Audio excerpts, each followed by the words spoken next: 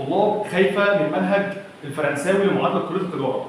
احنا هنروح نخطف الميسيو دلوقتي من بيته، هنجيبه يشرح لكم نص منهج الفرنساوي. تعالى يا ميسيو، تعالى يا ميسيو. في ايه؟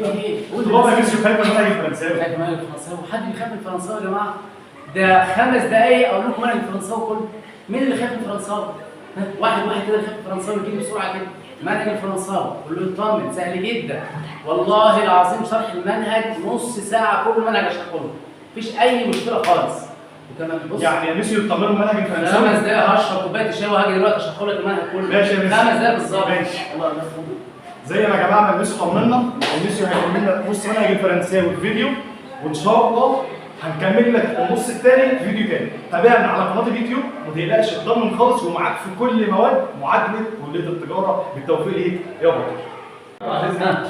لجور دو لا سيمان، ايام الاسبوع. تمام؟ يبقى درسنا النهارده اللي هو ايه؟ ايام الاسبوع. هنراجع مراجعه سريعه على نصف قواعد اللغه الفرنسيه، من ضمنها ان شاء الله النهارده ايه؟ لجور دو لا سيمان، ايام الاسبوع.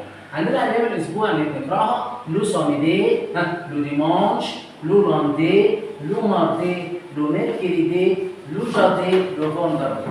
لو جينا لاحظنا دلوقتي ان جميع ايام الاسبوع تسبق باداه معرفه اللي بتفيد الايه؟ لانها تفيد التكرار. يبقى ملحوظه كده نعرفها كده في ايام الاسبوع، اذا سبقت ايام الاسبوع اداه معرفه فانها تفيد الايه؟ التكرار. لما اجي اديك مثال اقول ايه؟ اقول له سامدي جي فيو سينما. يوم السبت انا بذهب الى الايه؟ انا بذهب الى السينما، تمام؟ طيب هنا لو جالي اداه معرفه تفيد التكرار يبقى كل يوم سبت بذهب الى ايه؟ الى السينما، تمام؟ طب اذا ما جاش اداه معرفه ايه؟ فانها لا تفيد التكرار، يبقى هو يوم السبت الوحيد ده هو اللي انا رحت فيه الايه؟ السينما. لو جينا لاحظنا برضه في ايام الاسبوع هنلاقيها كلها منتهيه بدقيقه، كله ما عدا يوم الاحد هو اللي بيبدا بايه؟ بدقيقه. لو جينا بقى لاحظنا على دي كيستيون الاسئله اللي عليها بنقول ايه؟ كان جور فيان ابري ماردي، يعني ايه؟ اي يوم ياتي بعد يوم الايه؟ الثلاثاء. هنختار ايه؟ ساميدي ولا ميركريدي ولا لاندي؟ طبعا هنختارها ميركريدي اللي هو يوم الايه؟ الاربعاء. طيب السؤال الثاني بيقول لي ايه؟ لو جور دو ريبوز. كلمه ريبوز بمعنى راحه، يبقى يوم الراحه لو جور دو ريبوز اون فرانس جنراليمون، يعني يوم الراحه في فرنسا عموما.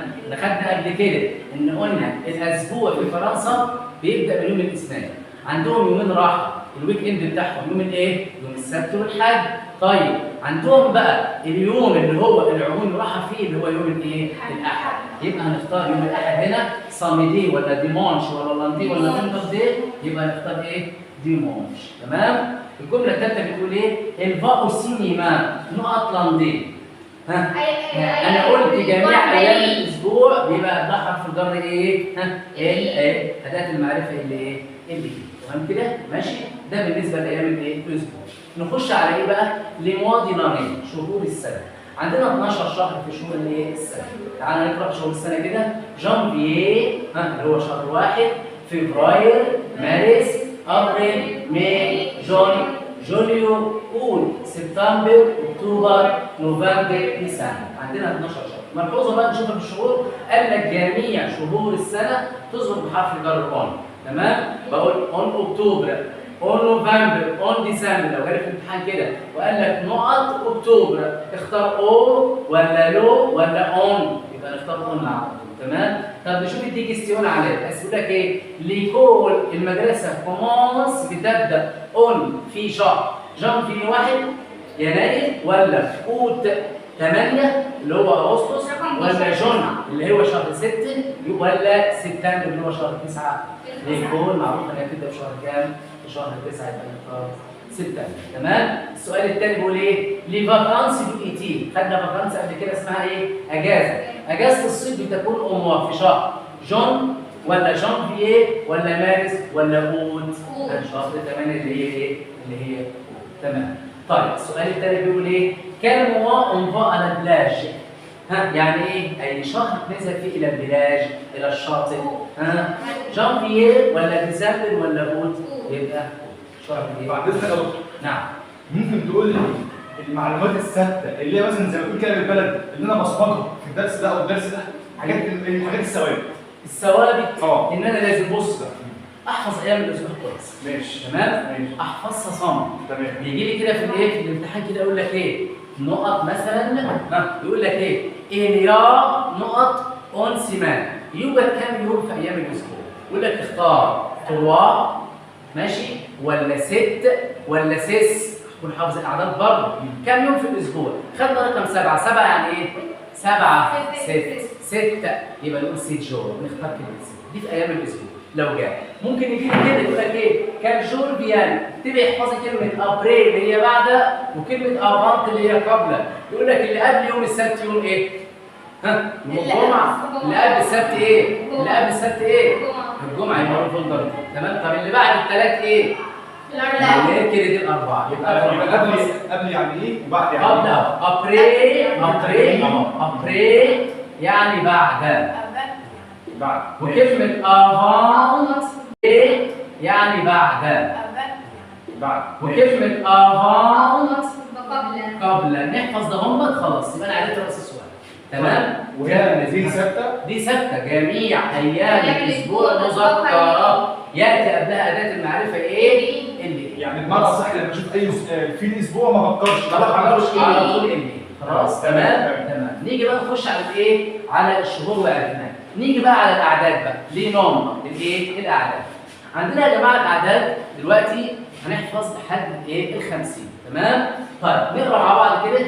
0 1 2 3 4 5 6 7 8 9 10 11 12 13 14 15 16 17 18 19 20. طيب عايز اقول 21. هقول ايه؟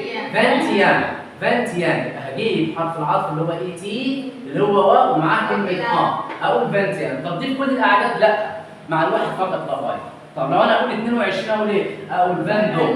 ما اجيبش حرف العطف اي تي. تمام؟ يبقى اقول 21 فاندو فانتروا فانكات لحد كام؟ لحد درون 30. طيب 40 يعني كرون. 50 يعني سينكون. طب نيجي لو قال لك دي كيستيون الاسئله بتاعها يقول لك ايه؟ تيجي في الامتحان ازاي؟ يقول لك ايه؟ لنمبر العدد 13 بينكتب ازاي؟ طب انا لو ما احفظش الاعداد هل هعرف احل؟ لا مش هعرف احل. بيجي لك ازاي يتنص عليه يقول لك ايه بقى؟ العدد 13 سيكريت بينكتب تريز ولا تروا ولا ترونت. انا حافظ خد 13 اهو يبقى تريز. يبقى الاجابه الصح اقوم جاي معلم عليه. طيب هو بيجيب لك اجابه ثانيه بيغير لك حرف واحد بس. طب انا لو مش حافظ صح مش هعرف احل صح. ممكن اختار تي. لا يبقى العدد 13 تريز اهو تي ار اي زد تي. خلاص يا جماعه تمام؟ طيب العدد الثاني يقول لك ايه؟ 50 ناقص كانز. 50 يعني 50 هننقص منهم 15 يساوي كام؟ اختار ترونت ماشي جت ولا ترونت سنت ولا ترونت. طب ترونت جت يعني كام؟ 34. ترونت سنت 35. ترونت بس 30. يبقى كام؟ يبقى كام؟ 5 وكام؟ 35 يبقى اقل من 5 و30. تمام كده يا جماعه؟ طيب نيجي للعدد 40 لو نمبر كرونت سيكريت. العدد 40 بينكتب ازاي؟ كت. طب كت يعني كام؟ كت يعني كام؟ كت يعني كام؟ 4. طيب 14 يعني كام؟ كام 14 طب كارونت يعني كام؟ يبقى هو ده العدد اللي الصح. ركزوا لانه ممكن يجيب لك ايه؟ الاختيارات يقول لك العدد 40 يجيب لك 4 يجيب لك 14 يجيب لك اي عدد خاص بالايه؟ بالاربعه. اوعى تتلخم تكتب العدد الصح. طب دي الزمنا ايه يا جماعه؟ حفظ الاعداد حفظا دقيقا. تمام؟ نخش على ايه؟ على لي سيزون دوران فصول السنه. عندنا يا جماعه 4 فصول في السنه. عندنا اهو السؤال بيقول لك ايه؟ اليا كادر سيزون. اليا كادر سيزون يوجد 4 فصول. يلا نقراهم كده. ليفيه الشتاء، لو برونتون الربيع، ليتي الصيف، لوطن الخريف. طيب الاسئله بتاعتها بتقول ايه؟ ركزوا معايا كده ركزوا معايا. شوفوا الملحوظه اللي انا هقولها كلهم. جميع فصول السنه تسبق بحرف الجر ان ما عدا الربيع. هو اللي بيسبق بحرف الجر ايه؟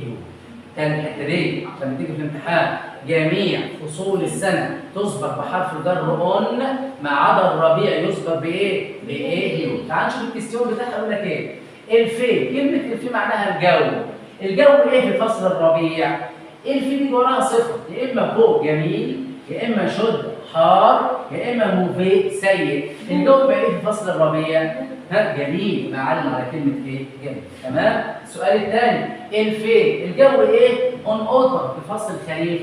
هل شد ولا بو ولا موفي؟ طب شد يعني ايه؟ حار، بو يعني ايه؟ جميل، موفي يعني ايه؟ سيء. الجو ايه في فصل الخريف؟ يبقى ايه؟ سيء، اللي بيبقى ايه؟ هواء. تمام؟ اخر سؤال بيقول لك ايه؟ اللي هي نقط سيزون بناني. يوجد كم فصل في السنه؟ كتر ولا سنك ولا سس ولا ست؟ 4 يبقى كتر. ممتازين ممتازين. وبكده يا جماعه يبقى خلصنا خلصنا ايام الاسبوع، خلصنا شهور السنه، خلصنا الاعداد، خلصنا فصول السنه. ان شاء الله في الحصه القادمه باذن الله هنخلص بقيه القواعد. السلام عليكم ورحمه الله.